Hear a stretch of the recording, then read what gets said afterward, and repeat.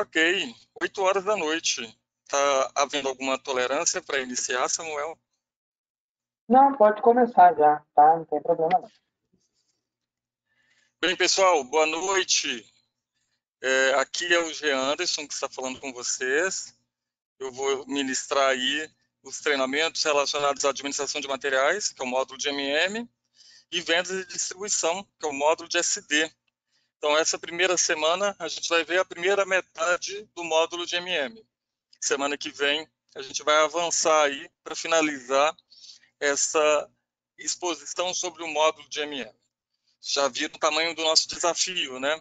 Nós temos aí apenas 6 dias para poder estarmos expondo o que precisa expor de essencial relacionado a esse módulo de administração de materiais.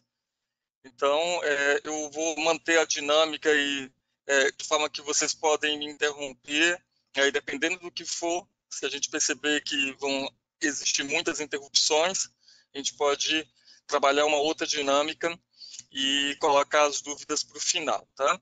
Mas, a princípio, aparecendo dúvidas ao longo da exposição, vocês podem estar me interrompendo, ou escrevendo no chat, ou usando o microfone. Até prefiro o microfone, porque é mais fácil aqui de eu estar identificando que alguém está com alguma dúvida aí ao longo da exposição. Nós vamos estar aí trabalhando a administração de materiais com todos os seus megaprocessos. Já antecipo para vocês, são 3 megaprocessos. E como esses megaprocessos da administração de materiais se interligam com os demais módulos da SAP. Então, nós temos ali, conectado ao módulo de administração de materiais, os outros módulos logísticos, né? Nós temos vendas e distribuição, que tem uma ligação direta com a administração de materiais. É impossível vender se eu não comprei, se eu não estoquei um material. Da mesma forma, o módulo de produção, de planejamento de produção. Não tem como a gente planejar a produção sem saber o saldo do estoque disponível, que está lá na administração de materiais. Então, nós vamos ver o PP o tempo inteiro também se relacionando com a administração de materiais. Nós vamos ver que o módulo de finanças e contabilidade, né, que é o módulo FI, assim como o módulo de controladoria, que controla os custos, estão também ligados à administração de materiais, porque eles são os responsáveis por fazer a valorização desse material no estoque. De forma que a gente, através do FI, vai preencher, vai trabalhar com lançamentos contábeis automáticos, que vão, consequentemente, atualizar o balanço lá no módulo de FI. Assim como o módulo de MM também vai gerar um contas a pagar no módulo de FI, então já tem uma outra ligação, não só contábil, mas também financeira. Nós vamos ter uma outra ligação com o módulo de CO, que é a ligação de custos. Quando a gente entrar um estoque, quando a gente der baixa no estoque ou transferir um estoque de área de avaliação, vocês vão observar que isso vai interferir no custeio do produto, consequentemente afeta o módulo de CO.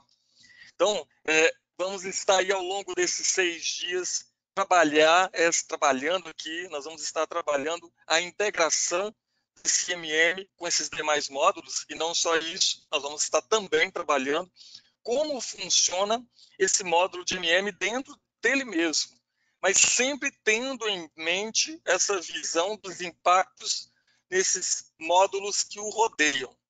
Temos o módulo de QM, que também está ligado à administração de materiais. Quando o material entra, ele pode ser inspecionado através do módulo de QM, que é o módulo de qualidade.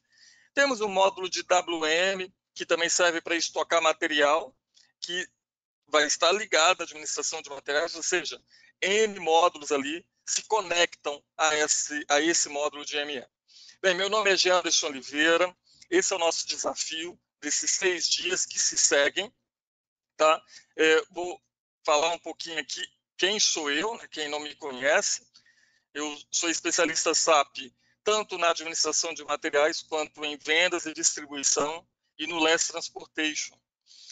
Como eu sou contador de formação, e antes de ser contador eu já era técnico de contabilidade, ou seja, meu ensino médio já foi voltado para essa parte fiscal e contábil.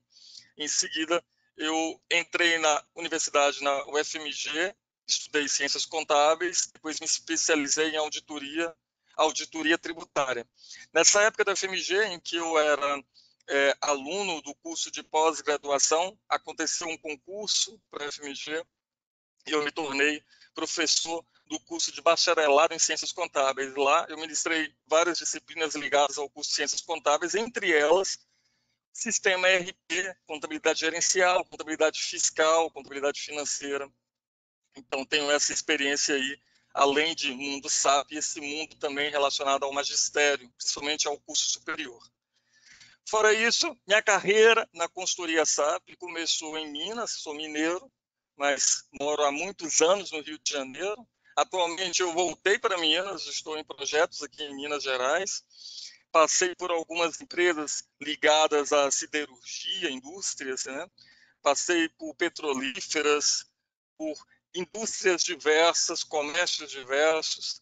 Já tenho aí 18 anos no mercado. Bem, vou desativar aqui o webcam, porque para poder melhorar aí a nossa navegação. Ele me sugeriu aqui que eu desativasse, tá? Entre os projetos, eu considero aí o projeto da CESITA, foi o que eu iniciei a minha carreira SAP, e após a CESITA, que eu fiquei uns 2 anos de projeto, 2 anos e meio, mais ou menos, passei por outras indústrias ligadas a esse ramo siderúrgico, considero a Hexam, que é uma indústria de latas, também um projeto importante na minha carreira, que ali eu tive contato forte também com o módulo de SD, e a partir daí eu fiquei intercalando entre os dois módulos, MM e SD, nos projetos, quando eu não assumi as duas funções dentro do próprio projeto.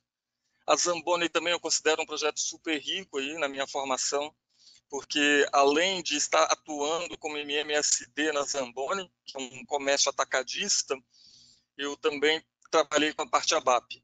Então, hoje eu me considero um generalista em SAP e especialista em administração de materiais e em vendas e distribuição. Esse sou eu, tá? Estou vendo aí, tem várias pessoas aqui compondo o nosso circuito integrado. Vocês já passaram aí por vários dias já de treinamento, então já devem estar se conhecendo. Então, fica aí essa minha apresentação para vocês, ok? O que nós vamos estar vendo ao longo desses 6 dias que a gente vai estar juntos? Nós vamos estar vendo, primeiro, essa ideia que eu já comecei aqui a falar, que a administração de materiais não trabalha sozinha. A administração de materiais trabalha interligada com outros módulos da SAP. Então, pode-se dizer que a administração de materiais é o início do processo? Não posso dizer. O início do processo pode ter sido o módulo de PP, por exemplo. De repente foi lá em produção que tudo começou, que a necessidade de aquisição de um material foi apontada. Então, não necessariamente o início do fluxo dentro do SAP, dos fluxos administrativos, iniciarão pela administração de materiais. Mas pode ser também que a empresa ela utilizou um instrumento da administração de materiais chamado requisição de compras e usou essa requisição de compras para startar o apontamento da necessidade. Então, a gente pode dizer ou o apontamento de uma necessidade de uma entrada de um material vai se dar em outro módulo que antecede a administração de materiais, como, por exemplo, o módulo de PP, que é o módulo de planejamento de produção, ou esse apontamento dessa necessidade do material vai se dar pelo próprio módulo de MM através de um instrumento de compras chamado requisição de compras. Requisição de compras é um documento de compras, só que é um documento de compras para uso interno da nossa companhia. Por que eu falei de apontamento da necessidade? Justamente porque é a administração de materiais a responsável por esse grande ciclo que se inicia no apontamento da necessidade e vai até o pagamento dessa necessidade. Aí vocês já perceberam, não acaba na administração de materiais. O pagamento já é outro módulo, que é o módulo de finanças que vocês viram algumas semanas atrás aí. Então, dentro desse ciclo operacional, que é da necessidade ao pagamento, algumas empresas até adotam a sigla NPG, necessidade de N, e PG de pagamento. Dentro dessa sigla, desse ciclo operacional da companhia, nós temos aí a administração de materiais ocupando uma posição de destaque nesse ciclo.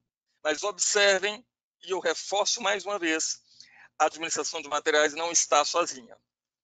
Bem, então na nossa agenda, nós vamos estar vendo essa integração, que é esse intuito aí de sempre ter essa visão macro, de onde nosso módulo afeta nos demais. Outro ponto já é dentro da própria administração de materiais. A administração de materiais, a gente vai ter processos relacionados a aquisições de materiais. Uma vez que o material entrou na companhia, pronto, agora nós vamos ter na administração de materiais um processo de gestão desses estoques que foram ingressados anteriormente. Esses estoques vão poder ser movimentados na companhia.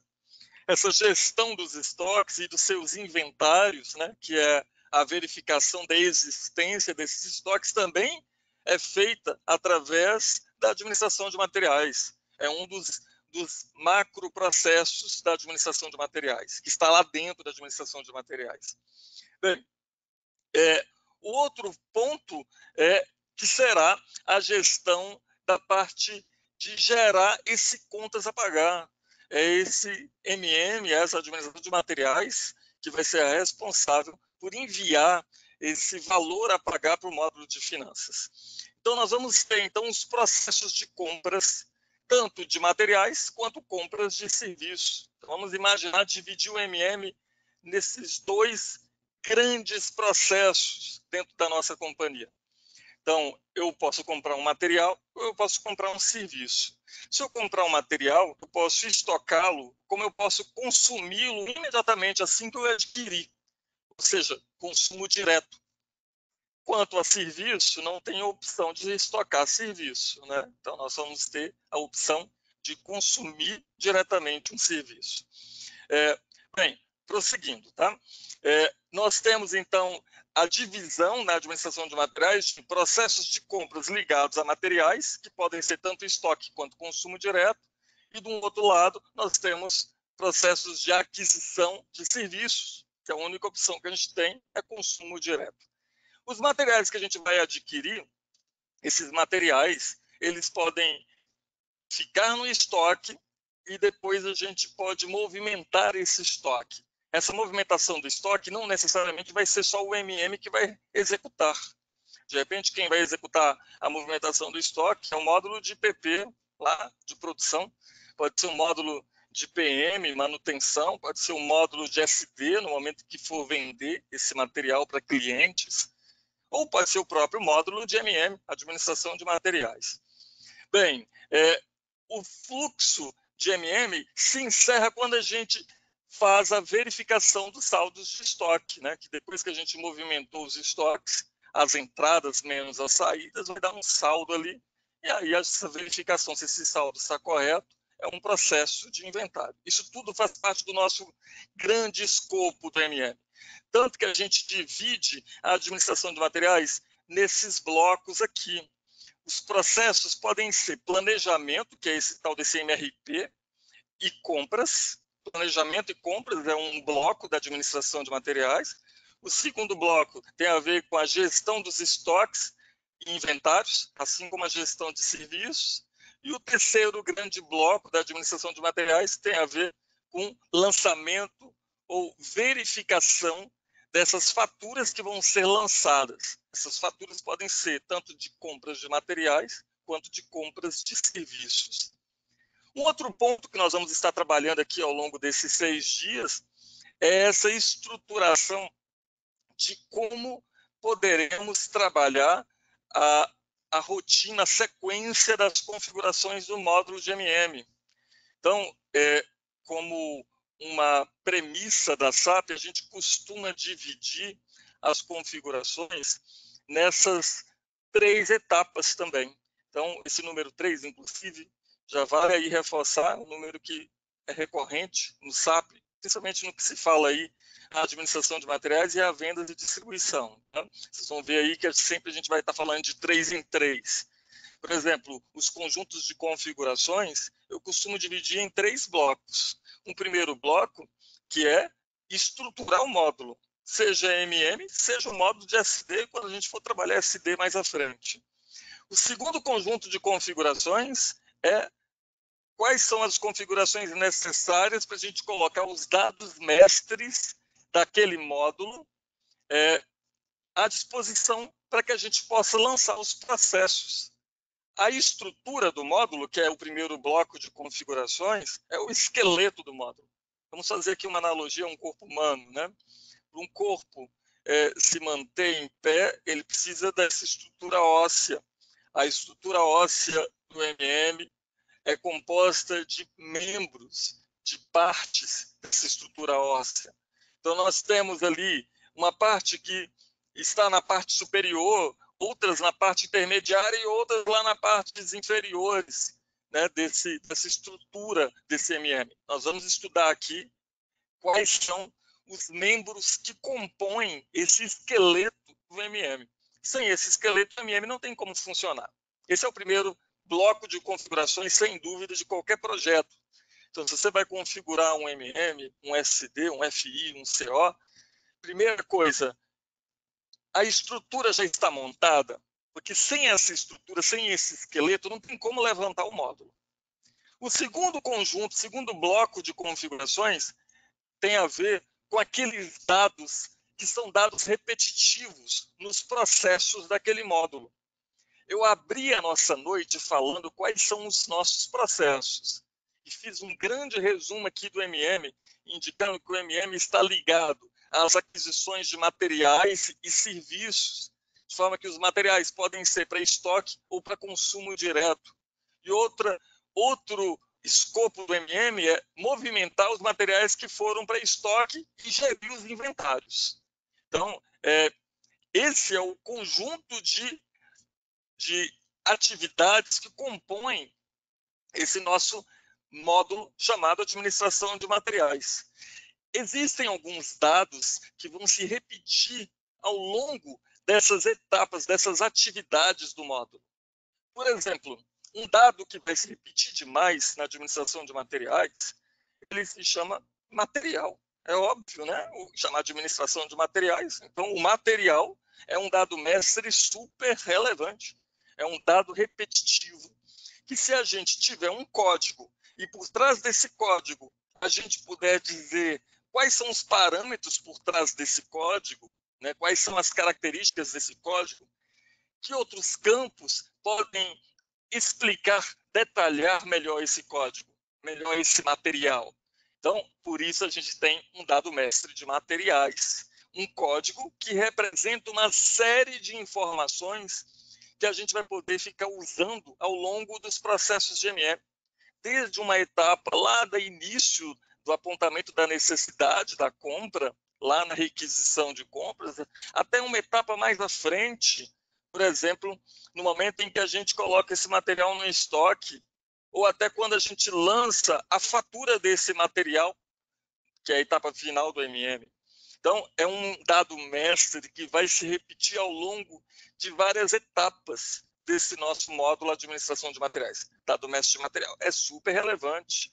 O que nós vamos poder configurar para que a gente possa usar o dado mestre material?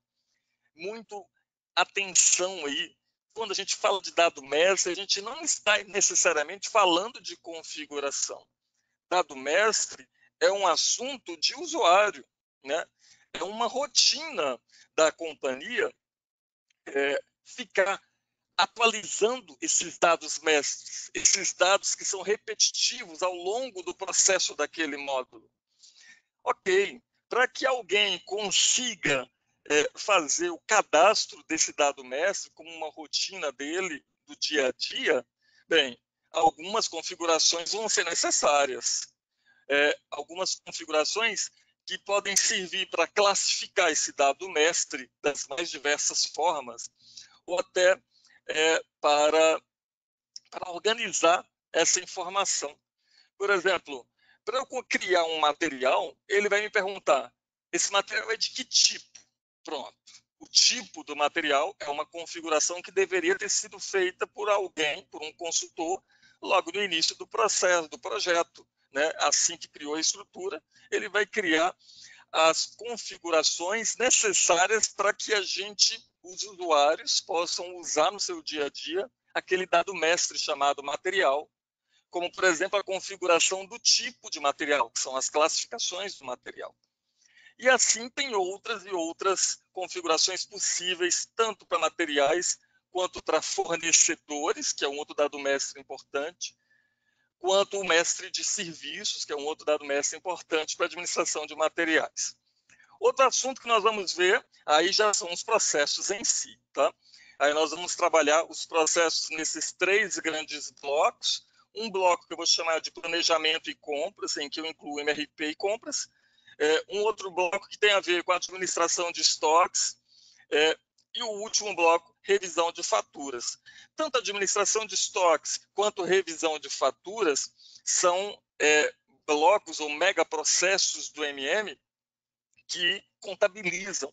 Então, por isso, nós vamos estar, antes de começarmos a falar de estoques e de revisão de faturas, nós vamos estar falando sobre, de uma forma bem resumida, tá? Porque nós temos só 6 dias e o escopo tem que ser enxuto mesmo para caber nesse nosso prazo.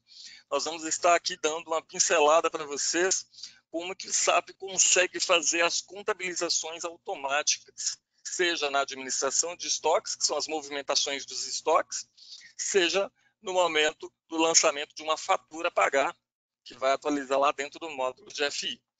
Bem, ao longo dessa nossa exposição toda, tá, da nossa agenda, nós vamos estar executando exercícios. Eu disponibilizei, eu pedi o Samuel para avisar a vocês, eu vi lá no grupo do WhatsApp que vocês foram comunicados que o nosso material de MM dessa semana já está disponível lá dentro da pasta do Google Drive. Tá? Então, tem tanto essa apresentação, que vocês também têm em mãos, quanto esse arquivo de Word aqui. Se vocês observarem, tem um sumário aí nesse arquivo de Word, e a sequência das telas que eu vou estar apresentando aqui, elas também aparecem dentro do nosso documento de Word. Tá? Então, podem ir acompanhando pelo documento de Word, enquanto eu vou estar expondo pelas telas aqui. Então, se vocês observarem, vocês podem se guiar tanto pelo PowerPoint, que é essa apresentação de uma forma bem resumida, são poucos slides que eu separei. O objetivo não é a gente ficar aqui em muita teoria, mas sim tentar movimentar, entrar no SAP, ver vocês, mostrar aqui para vocês onde é que estão essas ferramentas de configuração, de criação de dados mestres, de criação das etapas dos processos de MM. Então, o objetivo é mais prático do que teórico. Então, as apresentações do PowerPoint, vocês vão ver a tela no PowerPoint e essa tela também volta a aparecer dentro do documento de Word que está aí disponível para vocês. Esse documento do Word, repetindo, só está a parte 1 de 2, né? Porque a semana que vem eu vou estar aí expondo para vocês a parte 2 de 2. Eu fiz aqui o meu planejamento, meu plano de aula, é que até quinta-feira, que são 3 dias, nós vamos estar vendo esse primeiro conjunto da nossa agenda, tá? Esse primeiro conjunto que mostra aqui na agenda que tem a ver com estrutura, os dados mestres de MM, e outro assunto planejamento e compras. Né? Então, nós vamos estar pegando esse primeiro bloco de informações aí do módulo de MM. É muita informação, tá? Claro que eu vou aqui junto com vocês usar meu poder de síntese, né? Porque o MM é um dos módulos mais extensos que existe aí no sistema SAP, e nós vamos estar aqui sintetizando para que vocês tenham uma ideia geral desse módulo. Bem, voltando aqui, então eu vou seguir pela nossa PowerPoint e de vez em quando eu vou cair lá no Word para que vocês possam me acompanhar sempre pelo Word, tá? Embora eu esteja no PowerPoint, que eu estou nessa slide 4 aí, no Word, isso corresponde aí para vocês a essa página, página 4 do Word, ok? Página 4 do Word. Isso aí. Dentro desse grande slide chamado aqui Processos da Administração de Materiais, aqui é mostrado para vocês o que é escopo do módulo de MM. Eu gosto dessa apresentação da SAP, né? O que é escopo do módulo de MM, porque aqui vai te dar a noção exata do que eu abri a noite de hoje. O MM nada mais é do que um módulo que mais participa dessa operação, né, desse ciclo operacional da companhia, chamado da necessidade, que é a etapa 1, do apontamento de uma necessidade até o seu efetivo pagamento, que é essa etapa 8. Bem, eu abri a noite comentando o apontamento da necessidade pode ser feito pelo módulo de MM. Sim, pode ser feito. Eu posso começar por ali. Mas eu também posso apontar necessidade a partir de outros módulos. Então, eu não tenho obrigatoriamente que começar a etapa 1 do apontamento da necessidade, que ela seja feita pelo próprio módulo de MM. É aqui que começa a primeira ponta do nosso circuito integrado. Então, quando eu falo para vocês que o MM não trabalha sozinho, eu já digo que ele não trabalha sozinho desde o seu início, desde o início do processo em MM. Não necessariamente a primeira etapa do processo de MM, né, que é o apontamento da necessidade, nós vamos começar por MM. Isso pode ter vindo lá do módulo de PP, Planejamento de Produção. PP significa isso. Vocês vão ter um encontro depois aí com um xará aí, chamado Jean também, que vai estar expondo para vocês esse módulo. Bem, quando lá no módulo de PP, né, a equipe de produção, né, da companhia, tem que ser uma indústria, né? Se tem PP, tem que ser uma indústria. Ah, a minha empresa é um comércio, então não faz sentido ter PP, né? Espera aí, PP é planejamento de produção. Produção tem a ver com indústria, processo industrial, ok? Bem, a empresa é um comércio, né, então não tem um PP instalado. Pode ter outros módulos. Inclusive, existe um pacote da SAP exclusivo para comércio se ele for varejista, que é o tal do SAP Retail, né, para o varejo. E aí existem funcionalidades específicas para agilizar esse ramo de negócio. A SAP inventou ali um SAP Retail. Ou seja, é o próprio SAP que a gente trabalha, o que a gente está trabalhando aqui não é o retail, é o SAP Indústria. Ele serve para N atividades. Agora, se fosse uma empresa de varejo, teria que ser um pacote SAP diferenciado. Bem, vamos imaginar que a nossa empresa, como nós já sabemos, a Bike, ela é uma indústria. Então, se ela é uma indústria, ela tem um módulo de PP. Se ela não tiver um módulo de PP, ela vai ter que ter algum programa lá na sua fábrica que vai ajudar a organizar a produção. E aí eles vão ter que interfacear, interligar esse sistema da fábrica com o SAP. Mas como no nosso ambiente aqui, a Bike, ela implementou o PP, então vocês vão ver que toda a fábrica vai ser gerida pelo módulo de PP. Lá no módulo de PP, ele vai apontar uma necessidade de aquisição de determinado material. Olha que interessante, gente. Já começa a entrar dentro do funcionamento do MM e do PP. Olha só, para o PP identificar que precisa de determinada matéria-prima para produzir aquela bicicleta, bem, o PP vai usar uma ferramenta que foi a origem de tudo, a origem dos sistemas ERPs. O PP vai usar uma ferramenta chamada MRP. A partir da execução do programa MRP, que é uma álgebra, é um cálculo que tem dentro do sistema, é um programa que tem uma série de cálculos diferenciados. Cada cálculo vai ter um tipo de MRP diferente.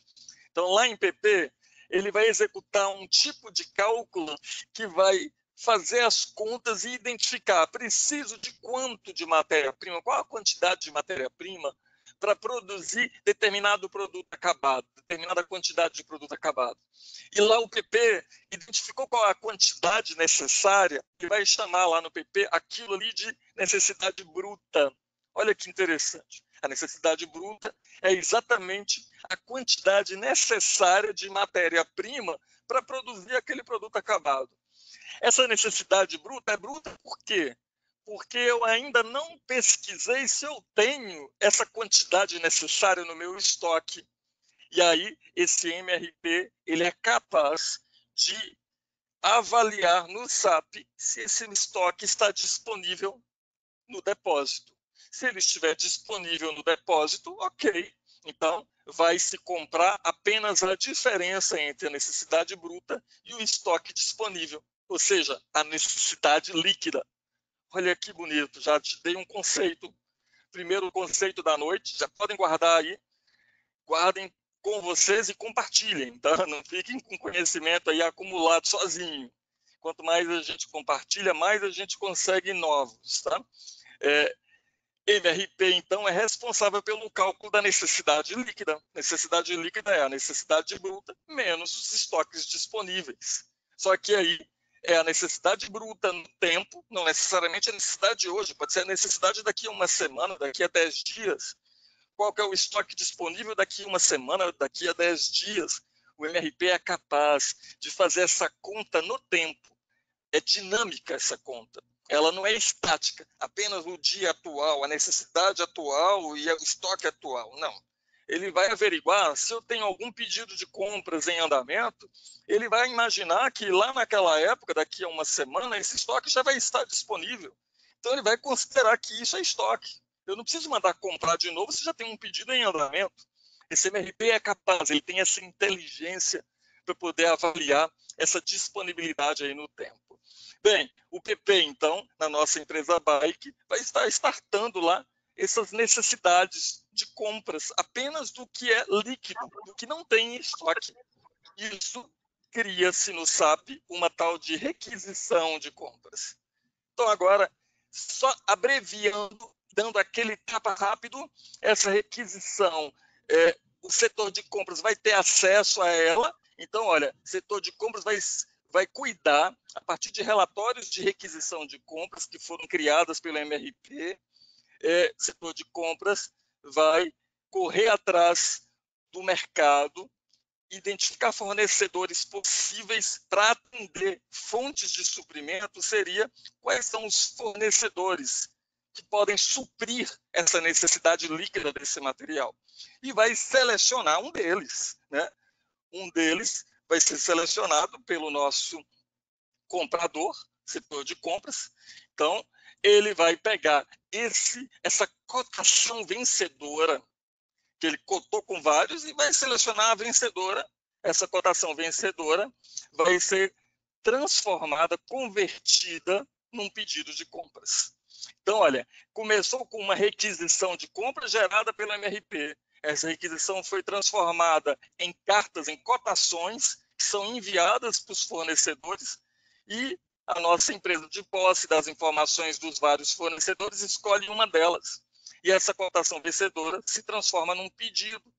Esse pedido vai ser acompanhado enquanto o material não chegar, enquanto ele estiver em trânsito, ele vai ser monitorado através da transação de pedido de compras, e o material efetivamente chega na etapa 6.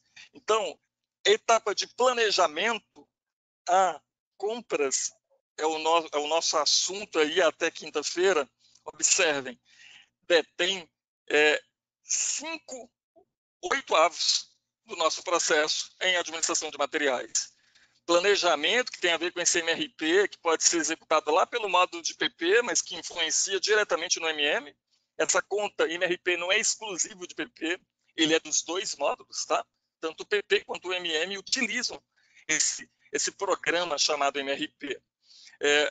Isso é o tal do planejamento, né? O MRP é o planejamento. E o que o MRP dispara, é exatamente a criação de necessidades de compra, que são as requisições de compras. O setor de compras, de posse das requisições, transforma as requisições em cotações e escolhe uma e torna essa cotação vencedora um pedido de compras. Então, é um documento que se transforma, requisição se transforma em cotação, a cotação se transforma em pedido. É importante a gente ter essa noção de que um documento vira outro, que vira outro, porque tem a ver com a integração dentro do próprio módulo, né? Nós estamos falando de sistema integrado. Então, se lá no momento que o MRP criou a requisição, ele criou um documento inteiro, então o MRP foi capaz de indicar qual era o material, qual era a quantidade, qual a unidade da minha empresa que precisa desse estoque. Bem, se o MRP já me disse isso tudo, para que data que ele tem que entregar esse material, o fornecedor, para atender nossa necessidade naquela data, bem, eu já tenho um monte de informações dentro desse documento chamado requisição. Quando uma requisição de compras é transformada numa cotação e depois a cotação transformada num pedido, os dados que já existiam na requisição são mantidos. O comprador só vai ter que completar com os demais. Então, isso da gente estar num sistema integrado, né, de gestão, no sistema ERP, a vantagem da gente criar um documento com cópia do outro, é que a gente só vai complementando os dados que ainda não foram informados no documento precedente, no documento anterior. Então, quando acaba a etapa de compras, né, que é a partir do momento que o material saiu do fornecedor e está a caminho, quando ele chega nos portões da nossa companhia, bem, acaba a etapa de compras. Agora já é a etapa de gestão desse estoque que está chegando na companhia. Enquanto o material não estava nos portões, cruzando os nossos portões, ele ainda era do nosso fornecedor. A partir do momento que ele cruza os portões, ele já começa a fazer parte da nossa posse e daqui a pouco propriedade. Então, a gente já cai num outro lugar, né, se a gente considerar Brasil, e não só Brasil, mas mundo, né, porque o direito comercial contemporâneo, mundial, né, ele considera isso, esse conceito de posse e propriedade. A partir do momento que o material cruza os portões da companhia, para dentro da nossa companhia, a nossa companhia passa a ter a posse desse material. A partir do momento que ela passa a ter a posse, ela começa a ser responsável por aquele material que está entrando. A partir do momento que esse material foi efetivamente conferido, inspecionado e foi lançado o documento fiscal no nosso sistema, pronto, nós não temos só a posse do material. A gente passa a ter também a propriedade desse material. Além da posse, vamos ter a propriedade dele. A partir daí, um contas a pagar é gerado e uma revisão de faturas, um contas a pagar é gerado e, consequentemente, na data certa, no vencimento, essa fatura de contas a pagar vai ter que ser paga pelo setor financeiro. Então, viram aí, né, o tamanho que é o MM está ali da necessidade até antes do pagamento, até a geração do contas a pagar, porque quando se efetua o pagamento, já tem a ligação do MM com a FI, né, que é o Finanças. Bem, esse é o primeiro ponto, é só para vocês terem uma noção. Então, toda vez agora, com esse primeiro slide aí, eu gosto de passar por ele e falar nesses detalhes aí de cada etapa, para vocês terem noção do que é o escopo do seu módulo, tá? O escopo do MM se resume nisso aqui. Eu falei como se fosse material, agora e se fosse serviço? O fluxo é o mesmo, não muda, gente. Só que ao invés de a palavra ser chamada entrada de material, entrada de mercadoria, eu vou chamar entrada de serviço, só substituo os termos. É uma necessidade de serviço, é uma requisição de serviço. Aí não vai ter MRP para serviço, né? Serviço não se fala em MRP. MRP é só para material, e material que tem controle de estoque. Porque o MRP não faz a conta de necessidade bruta menos estoque. Então, se o material não tem controle de estoque, como é que o MRP vai fazer a conta? Então, não tem jeito. Então, olha só que interessante. Vou começar a fazer algumas anotações antes de entrar ali no SAP. Nós vimos que o MRP é uma ferramenta usada em PP e também por MM que serve para planejar essa aquisição do material. Um detalhe, dentro dessa conta do planejamento, o MRP subtrai o estoque. Se esse material que eu estou querendo adquirir não tem controle de estoque algum, é um material que a empresa não quer fazer controle de estoque, pronto, não tem como usar o MRP. Eu vou ter que, então, começar o processo do apontamento da necessidade direto no MM com a funcionalidade de requisição de compras em MM, requisição manual. Tá? Serviços, MRP não pode ser usado para serviço. Então, como é que eu vou startar o apontamento da necessidade de serviço? Criando uma requisição de compras de serviço manualmente, dentro do próprio módulo de MM. Claro que se eu estiver no módulo de PM, que é manutenção, um módulo de projeto, que é PS, vocês terem uma ideia, outros módulos podem gerar essa requisição de serviço, tá? Não é só quando é serviço só através de MM. Outros módulos podem criar essa requisição de serviço também para o módulo de MM. E aí, da mesma forma, a requisição é transformada numa cotação para diversos fornecedores de serviço, um deles vai ser escolhido, uma cotação vai vencer e vai ser transformada num pedido. Enquanto o serviço não foi executado, ele pode ser monitorado. A execução do serviço pode ser monitorada, acompanhada, de forma que, quando ela foi executada definitivamente, ou seja, etapa 6 é a confirmação da execução. Então, eu vou realizar uma medição da execução do serviço para comprovar que ele foi mesmo executado. É a parte do meio do MM, só que agora no ponto de vista de serviço, é a confirmação da execução do serviço. Por último, o MM lança a fatura a pagar do serviço e a FI paga. E aí sai do MM, cai lá no contas a pagar, para o contas a pagar efetivar o pagamento. Aí a pessoa fala, o que é escopo do MM? Exatamente o que está nesse fluxo. Saiu desse fluxo?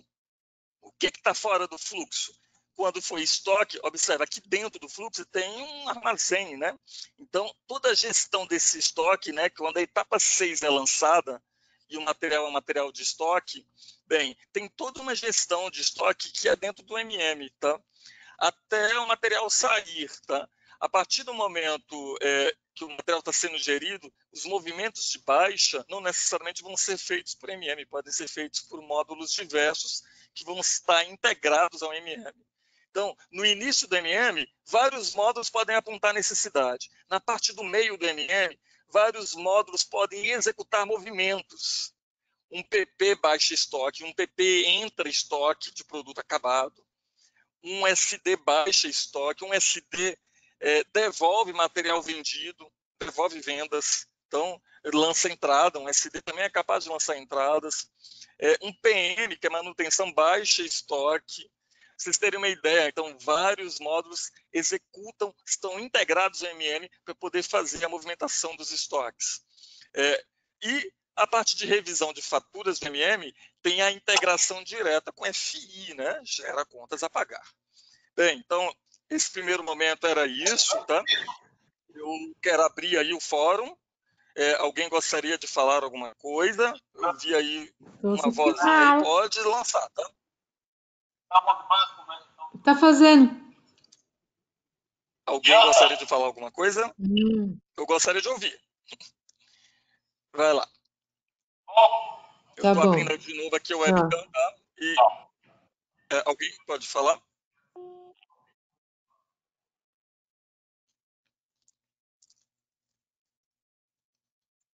Pelo visto, silêncio, mas está tudo bem. Então, pessoal, então ok, falam sim, liga o microfone rapidinho, só para eu ter uma noção, né? Para não ter sensação que eu estou falando sozinho, né? Então, estranho isso. Vai lá, fala alguma coisa. Não me deixem só. Diz a Vanessa da Mata. Ok. Samuel, você está aí?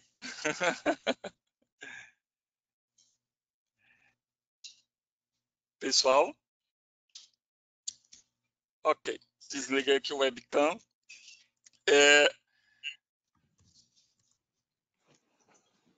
Deixa eu confirmar aqui. Interessante. Nós estamos agora, eu acabei de passar para vocês esse slide, tá? Que tem a ver com essa teoria aí, que está na página 5. E eu vou começar agora a falar de uma forma bem bem sucinta sobre os fluxos de compras de materiais e o fluxo de compras de serviços, tá? Mas agora um pouco mais focado no Brasil, no país Brasil. Esses desenhos que vocês vão me acompanhar aí de processo, é como isso funciona aqui dentro do nosso país, tá? Não adianta a gente fazer um mega curto-circuito integrado e nada do que a gente falar ou pouco se aplica ao Brasil, né? A gente tem que fazer a aderência aí ao Brasil. Então, para o Brasil, o que a gente tem que atentar, tá? Tem um campo muito importante dentro das transações de compras que vai servir para fazer cálculos de impostos aqui dentro do nosso país. Bem, esse campo se chama Código IVA, ou Código de Imposto. Bem, considerando o Código IVA, ele, fora do Brasil, né, lá na Europa, né, onde ele foi concebido, ele representa o nome de um imposto europeu, um imposto chamado Imposto de Valor Agregado, IVA, IVA. Tem esse IVA, o VAT, em alguns países chamam isso de VAT, IVA ou VAT.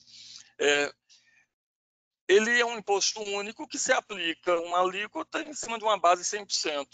Incide ou não incide? E se incidir, eu tenho direito ou não tenho direito a crédito? Então, são pouquíssimas variações do cenário. Então, incide com crédito, incide sem crédito. São duas variações. E não incide. Três variações. Três variações eu mato cenários fora do país. Mas agora nós estamos aqui no país Brasil, gente.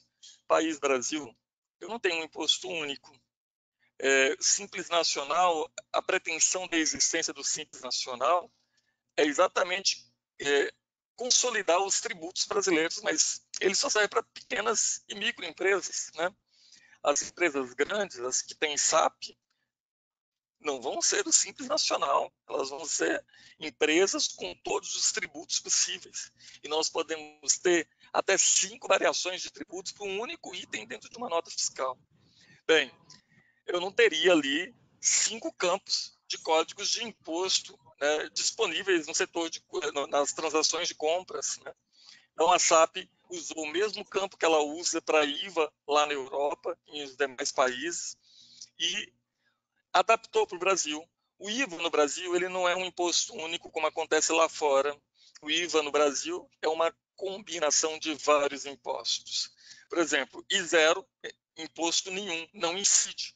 Bem, I1 tem 3 tributos envolvidos, o ICMS, o PIS e a COFINS.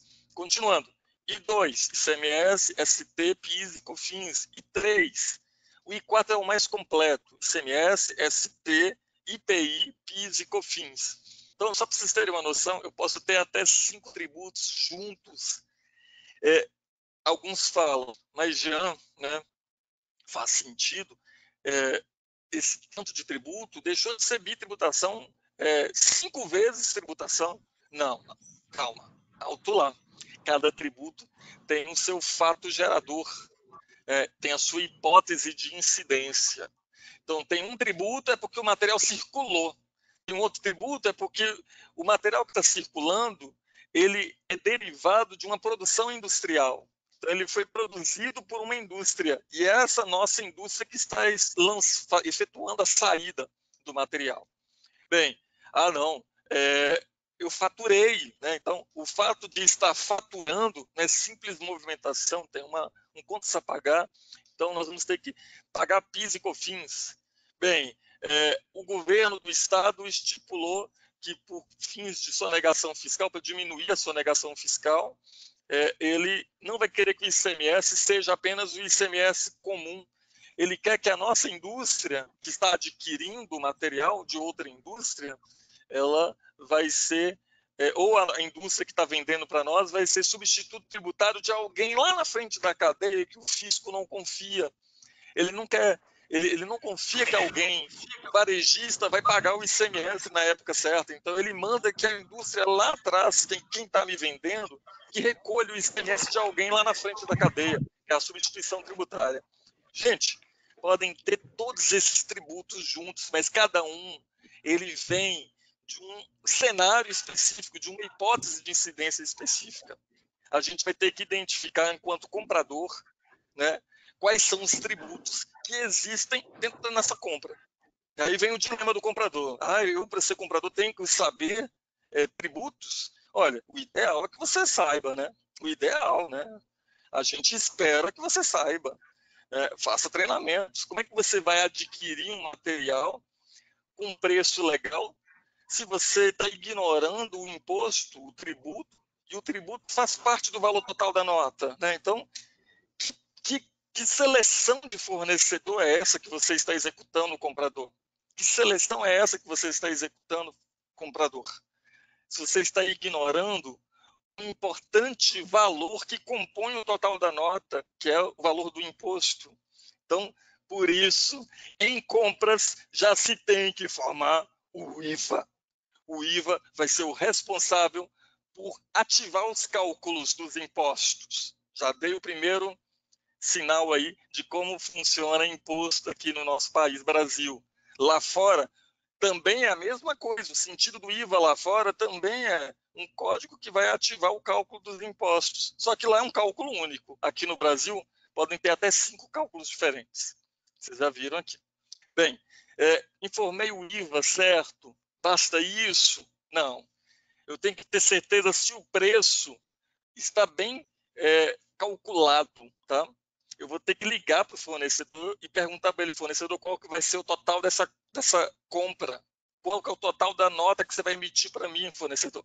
Considerando os impostos, eu quero saber o total dessa compra, para que a gente possa fazer o cálculo do preço tirando todos os impostos. Você pergunta, fornecedor, qual que é o valor total da nota? E qual que é o valor só dos impostos?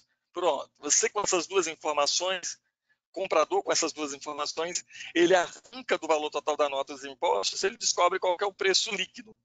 Ele descobrindo o preço líquido, o SAP volta a ser o SAP europeu, como funciona em qualquer lugar do mundo. Volta a ser o SAP standard. Então, ponto 1, são 3 validações quando a gente criar um documento de compras. O IVA está certo, o preço líquido está certo. Terceira validação em compras é as alíquotas dos impostos estão configuradas direitinho, cadastradas direitinho. A alíquota de imposto é um dado mestre que o setor fiscal vai ter que atualizar constantemente. Ele lembrou de fazer isso, o setor fiscal, para indicar qual é a alíquota do ICMS, da ST, do IPI, do PIS, do COFINS. Pronto, o setor fiscal fez a parte dele. Ok. IVA correto, preço líquido correto e alíquotas cadastradas, tranquilo. Eu posso salvar o pedido, enviar o pedido para o fornecedor, ele vai me enviar o material e eu vou estocar esse material. Olha que legal. Se a compra é para industrialização, como que ele contabiliza? Logo no estoque, na entrada do estoque, ele já faz contabilizações. Ele lança, então, a entrada no custo. Já vai afetar o módulo de CO, o módulo de finanças, né, que o FI é o módulo responsável por contabilizar, né? E o módulo de CO por controlar os custos. Então, tanto FI quanto CO vão receber subsídios, né, para poder prosseguir, fazer as suas funções, executar suas funções. O módulo de FI e CO se integra com o MM quando o estoque é lançado em MM, porque vai acontecer contabilização, vai afetar o balanço em FI, vai afetar o custo do produto no módulo de CO. Então, como é que ele contabiliza? É sempre, olha, se é compra para industrialização, aqui vem a anotação, né? Sem os impostos recuperáveis. Você pega o total da nota, tira os impostos que você tem direito a crédito, pronto. Tirei os impostos que eu tenho direito a crédito, esse é o valor que vai cair no estoque.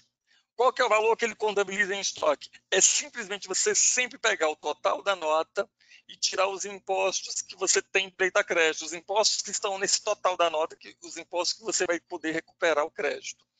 E esse é o valor do estoque.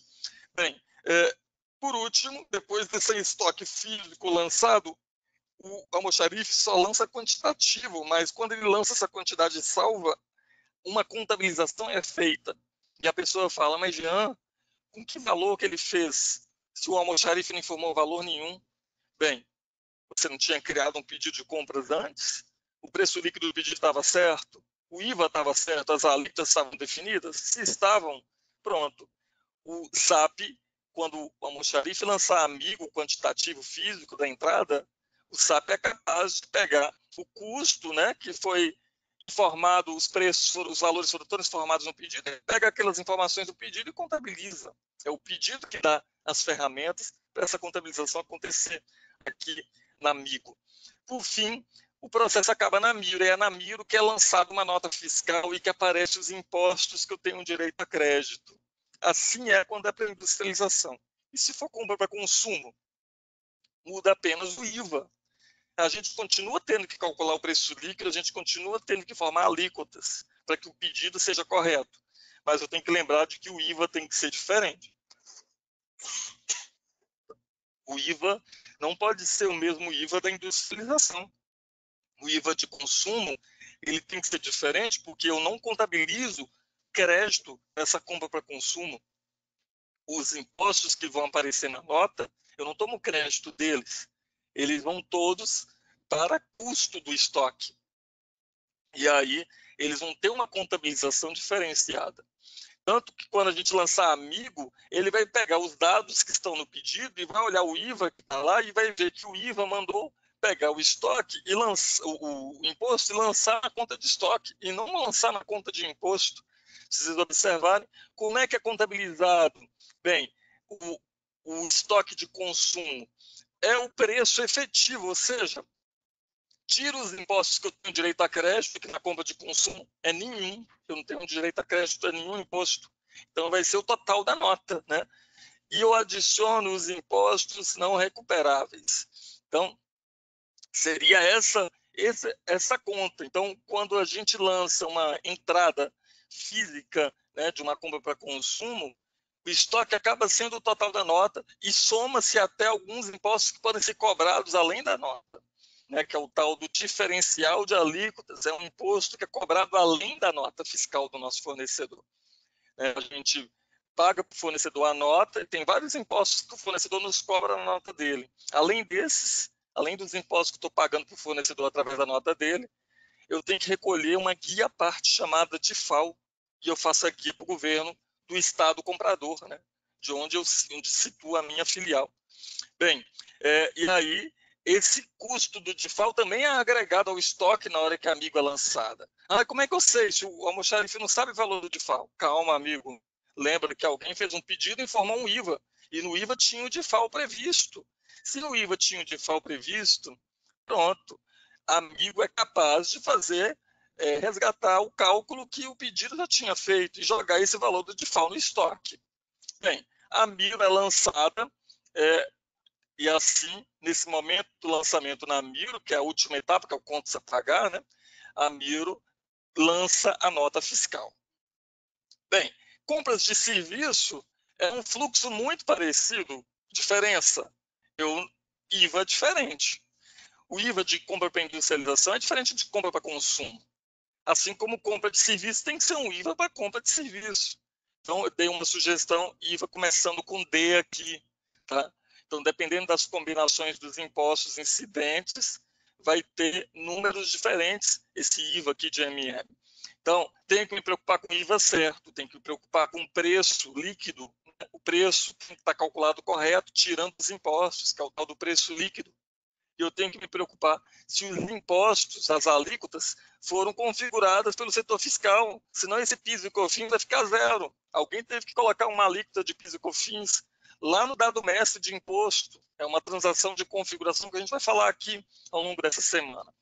Bem, preocupei com os 3 requisitos, né, para um documento de compras estar correto, que é IVA certo, preço líquido certo e a alíquota está cadastrada, né, na J1B Tax, já estou antecipando aqui para vocês. Bem, isso tudo está feito? Ok, posso enviar o pedido de serviço para o fornecedor e aí, quando o fornecedor executar o serviço, a gente vai lançar a parte do meio do serviço, que é a tal da medição do serviço, que é a folha de registro de serviço, ML81N. É uma transação que substitui Amigo. Migo é para material, ML81N é para serviço. é o lançamento de uma folha. Bem, essa folha vai contabilizar o serviço, tá? Pelo custo que está informado lá no pedido de compras. É assim que ela vai contabilizar os serviços, tirando os impostos que a gente tem direito a crédito. De repente eu tenho PIS e COFINS que eu vou poder tomar crédito dele. E aí o custo do serviço é tirando esses impostos que eu posso aproveitar o crédito. Para então a gente lançar a mira, a etapa final do MM, para que o FI consiga pagar lá na frente, né? Que o fluxo só acaba com pagamento, já sai do MM, vai lá no módulo de FI.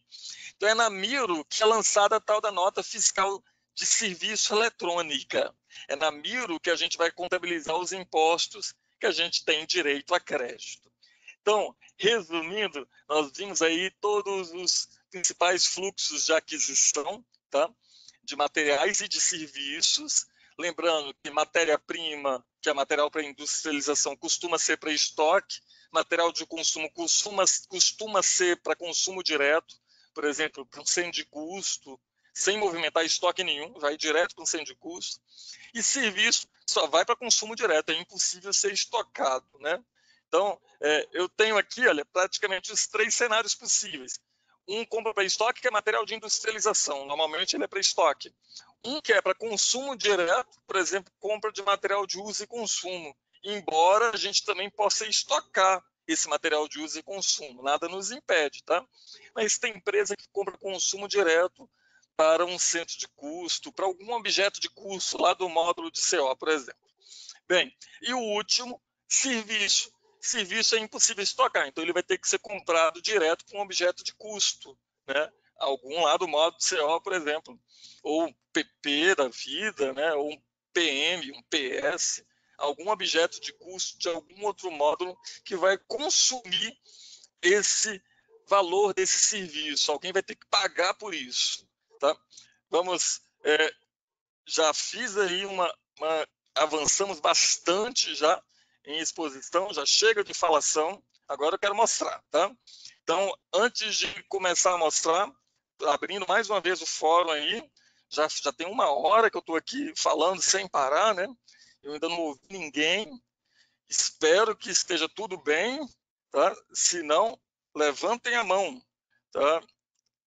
Alguém gostaria de se pronunciar? As pessoas estão tímidas. O que está acontecendo, pessoal? Me diga. Abra seu coração comigo aí. Jardim, Vocês estão... Opa, quem está falando? Me conta. Macedo. Marcelo? Macedo. Pergunta rápida. Macedo, conta aí, Macedo. Fala aí.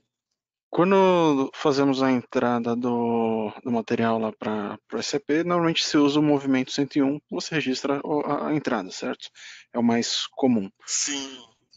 O folha de serviço, ele gera algum movimento? Quando você aprova ou aceita, que é a mesma coisa, a folha de serviço é a parte do meio, né? Que a gente vai lançar o que foi executado e diz a quantidade de serviço que foi executado e aprovado.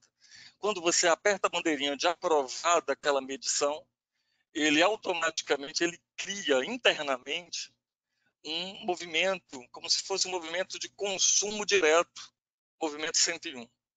Então, tanto que se eu quiser ter certeza no SAP se aquela folha de serviço foi aprovada, basta você averiguar se já tem movimento 101 para aquela folha. Se já tem movimento 101, significa que ela foi aprovada. E é no movimento 101 que é gerado automaticamente quando você aciona a bandeira, né, que ele faz a contabilização. Então, sim, o movimento 101 é gerado de forma automática, a gente não tem como interferir nisso, é sempre 101, e é sempre para consumo direto. Então, naquele instante do aceite da folha, ele cria esse movimento como se fosse uma baixa do serviço. Ele já entra sendo baixado, né? É impossível ele ser estocado. Acaba sendo esse o comportamento. Tá? A pergunta aí do Macedo tem a ver com essa etapa do meio aqui do MM, tá? Da ML 81N. Viram que aqui está falando aceitação. Lá na ML 81N mesmo, ou da ML 85, que são 2 transações que a gente pode aceitar a folha. Uma é coletiva, que é 85, e a 81N é individual. Qualquer uma das duas tem a bandeirinha. Então, acionei a bandeirinha, ele cria um movimento e contabiliza. Movimento 101, que é a prova que o aceite foi feito. Só depois do aceite da folha que uma miro de serviço pode ser lançada, que um contas a pagar pode ser lançado. Eu não tenho como lançar um contas a pagar sem que a folha foi aceita. Tá? Isso é importante aí relembrar, alertar aí para vocês. Quando a gente fala de compra para consumo direto, é o caso do serviço, sempre é consumo direto, serviço nunca vai ser estoque. Como é o caso das compras de material de uso e consumo, que eu posso ou não estocar, depende de como a empresa organizou os seus processos. Se a empresa disser que ela não estoca consumo, ok, a todo pedido de compra já vai ter que ser para um objeto de custo, já vou ter que indicar quem é que vai pagar por esse material de consumo. E aí isso significa que na parte do meio do MM, ele já lança direto para conta de custo. Ele não vai para estoque, custo ou despesa. Então ele já contabiliza ali, né, quando é compra para consumo direto. Bem, esse é o sentido do consumo direto. Ele não transita pelo estoque no consumo direto, ele já vai direto para despesa, ou custo, ou investimento. Ele não é estoque. Tá? Ele tem esse comportamento aí contábil e vai afetar direto o resultado da companhia, afeta direto o módulo de CO. Gente, alertem sempre, tá? Usei o termo resultado, CO, na veia, lembra de CO. Afetou o resultado, o módulo de CO está sendo impactado. Afetou contabilidade, balanço, módulo de finanças, FI, está sendo afetado.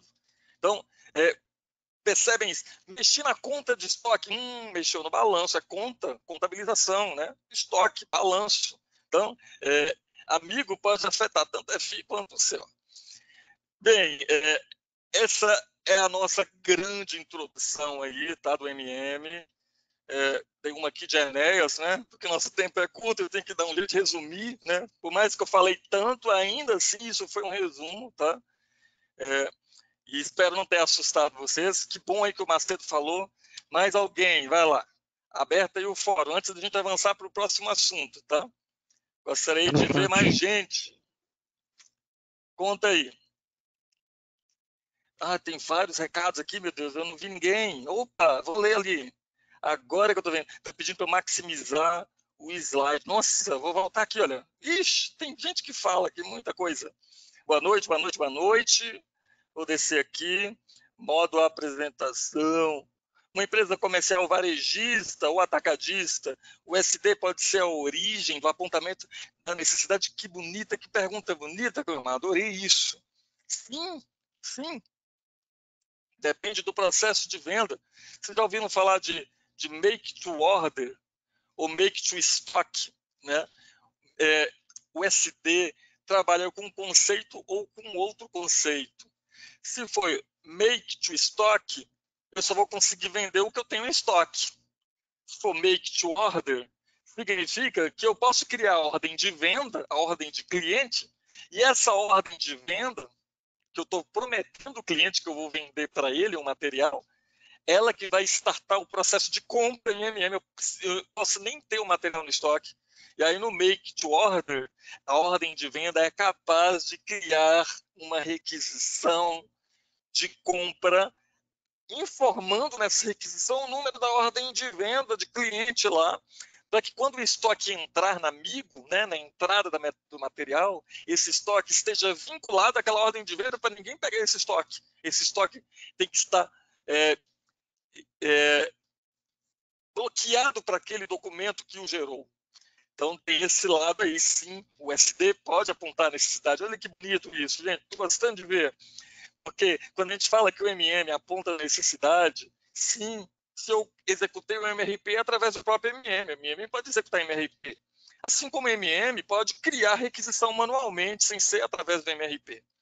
Assim como o MRP pode ter sido executado pelo PP, assim como o SD pode ter disparado a criação de uma requisição de compras a partir de uma ordem de cliente, né? Assim como um PS, um PM, um SRM fora, lá na web, pode ter disparado a criação da requisição. O que importa é, em MM, o apontamento da necessidade tem um nome, o documento, é a requisição de compras. Essa requisição pode ter diversas origens. N módulos, tá? Oba, o N aqui disse que está tudo bem. Adriano, ok. Marcelo, ok. Thaís está tranquilo. Meu Deus, que medo. Quando fala que está tranquilo, eu fico com medo. Bem, tudo bem. Ai, meu Deus. Vamos avançar. Gente, no caso da medição, é usado FRS. Bonita essas siglas, né? Já vi aqui que deve ser do mundo aí da petrolífera aí. Que o pessoal da Petrobras adora uma sigla, nunca vi. FRS significa folha de registro de serviço ou folha de medição de serviço. A gente pode ter outros nomes para isso, tá? Sim, a medição do serviço, a folha de serviço, ela substitui amigo que representa a entrada a partir do meio de materiais, a partir do meio para serviços, é a folha, tá? Exatamente. E aí o Cleomar aqui colocou um Google gigante aqui, ou alguém colocou um link aqui do Google Drive e alguém agradeceu, vamos avançar. Chegamos aqui nas duas últimas perguntas. O SAP faz média ponderada dos custos das entradas para me dar o último custo. Oh, que bonito, hein, Thaís? Gostei de ver isso aqui, pergunta. Bem, o SAP, para precificar, eu vou voltar aqui para a câmera, tá? Porque é chato eu responder aqui, ninguém está me vendo, né? Para precificar, eu não estou me vendo, então não sei como é que eu estou aí, tá? Mas acho que vocês estão me vendo. O SAP valoriza os estoques. No standard, nós temos duas opções para valorização do estoque. Quando eu falo de valorização de estoque, eu já começo a falar de custo, eu já começo a falar da integração do MM com o módulo de CO. Então, eu tenho dois custos possíveis para valorização do estoque pelo SAP Standard. Ou ele vai ser média móvel ponderada, ou ele vai ser preço padrão ou preço standard, que é um preço fixo, congelado ao longo do tempo. Jean, que cenário que eu vou usar média móvel? Que cenário eu vou usar preço padrão, preço standard? Bem, preço padrão, ele é próprio para aqueles materiais que sofrem uma oscilação de custo muito grande ao longo daquele período, que normalmente o período é um mês. Por exemplo, um produto acabado, enquanto ele está passando por todo um processo de produção, ele está oscilando demais os custos. Ele tem custo de matéria-prima e vai consumindo mais matéria-prima, ele vai aumentando o custo, depois vem mão de obra no final do mês, só quando a folha foi registrada, ou seja, ao longo do mês, esse produto acabado vai sair do zero e vai chegar a um número 100, por exemplo, R$100, por exemplo. Vai oscilar demais. Então, para a gente evitar essas oscilações no custo do estoque, a gente coloca um preço fixo, válido para o mês inteiro, e chega no final do mês, deixa o CO fazer o fechamento de custos, que é um assunto da semana 10 aí do nosso circuito integrado. Fechamento de custos é exatamente isso. Pegar aquele preço estándar que tinha guardado as diferenças de preço, né, ao longo do mês, zerar as diferenças, devolver para o estoque o que tem no estoque ou jogar em resultado o que já foi consumido. Então, é um trabalho de custos. Então, dentro do MM, ele pode trabalhar tanto com média móvel quanto com preço estándar. Preço estándar faz muito sentido para produto acabado e semi-acabado. Em se tratando de matéria-prima, em se tratando de material de uso e consumo que eu posso estocar, e outros materiais de embalagem, outros materiais, a gente costuma trabalhar com média móvel. Produto acabado e produto semi-acabado, que tem uma oscilação muito grande, a gente trabalha com preço estándar. Tem empresas que eu já vi que colocaram um preço estándar, inclusive na matéria-prima, tá? Então vai depender muito do processo de negócio. Mas o mais comum é produto acabado e semi-acabado. O que significa isso quando ele é média móvel? Quando ele é preço estándar, o preço dele é fixo. O mês inteiro ele tem um preço e no final do mês, CO, com fechamento de custo, resolve as diferenças de preço. Bem, agora quando é média móvel, a cada entrada, se esse preço que está entrando agora é diferente da média acumulada, ele vai interferir na nova média. Então, por isso que a gente fala uma média ponderada. Ele pega o custo da entrada somado com o saldo do estoque até aquele momento, físico e financeiro, e acha a média desses dois números. Qual a quantidade que está entrando e o valor que está entrando?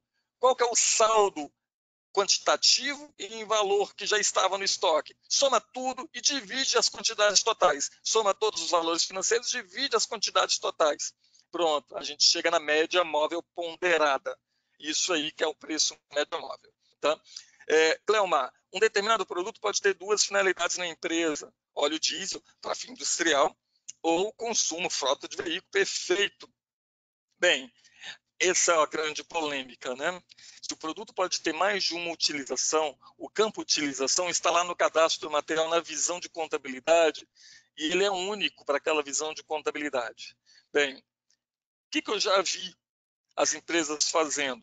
Se eu tenho um óleo diesel, elas podem cadastrar óleo diesel duas vezes. Um que é o óleo diesel usado para fins industriais e o outro óleo diesel 2 para fins administrativos.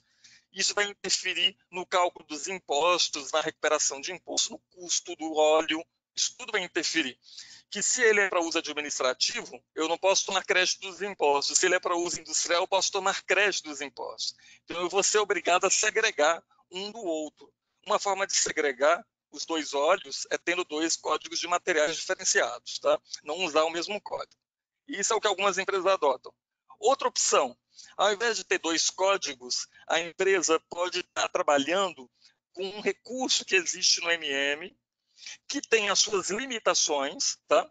Que se chama Split Valuation. Vou até escrever aqui, olha, Split Valuation. Ou tipo de avaliação em português, tá? Tipo de avaliação. Para segregar estoques com uma mesma visão de contabilidade financeira. Pronto. Tem essa opção aí que é a opção standard. Se você usa o tal do split valuation, ou valuation, né? Ah, que coisa, viu? Split valuation, vou pôr um asterisco aqui. Se você usa o split valuation, você perde, por exemplo, algumas coisas, algumas funcionalidades do MRP, mas dá para se adaptar via desenvolvimento ABAP. Tá? Então, é um caminho. Tá? Cadastro material duas vezes, outra opção é você trabalhar com tal do tipo de avaliação ou split valuation. Para Cleomar, esse seria um caminho aí. Não sei se foi o Cleomar, foi ele mesmo. E o Cleomar pergunta, na FRS consigo configurar a utilização de serviços pedágio, atribuir os diversos de custo, recuperação de imposto.